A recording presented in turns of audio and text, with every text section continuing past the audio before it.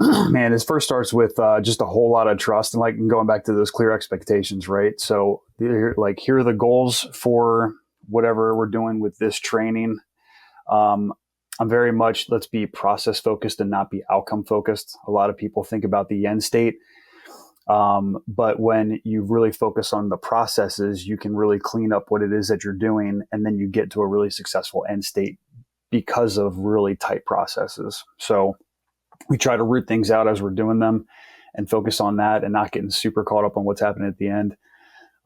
Big fan of the crawl, walk, run mentality, like I said. So forcible entry, for example, whenever we get the training prop in from the academy, we'll spend a couple weeks and we'll spend hours a day. Like, listen, we're going to be in street clothes and we're just going to talk about geometry and we're talking about physics. We're talking about single and person, two-person forcible entry methods. And we're going to start small. All right, the next week when we come in for hours at a time, now we're putting gear on, we're reducing mobility. Next week, now we're going to do the same thing. Now, here are tips and tricks. Here's little things that I've learned or these guys and gals have learned where we can do workarounds. We can push the envelope. These things don't typically work. You see this a lot. This actually is not a thing. You'll see this on social media. That is true. This thing is not true. How do we continue to build and develop? And I just ratchet up the stress, right? By the end of it, we black out all the windows in the engine bay. We have a narrow hallway prop. We have stairs going down. So it's simulating a walk-up basement, tight access, 3 a.m. in the morning. And then we do sledge swings. We might do a lap around the building. You might do farmer's carry because that's what's going to happen on the fire ground. Your adrenaline's going to be up. Heart rate's going to be up, breathing rate's going to be up.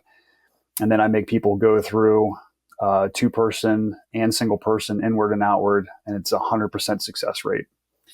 I think all too often people want to start in that end state, and what they realize is that you lose trust. A lot of fear actually has started. I've experienced that a lot, even from a 2-year guy upwards of a 20-year guy. You say, hey, we're going to go do this hard thing right out the gate.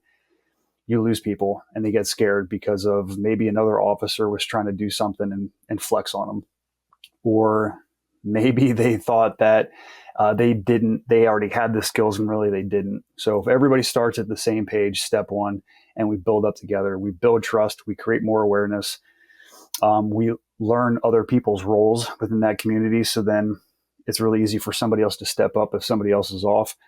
And that has developed 100% success on the back end of these more stressful high-end evolutions, high skill evolutions.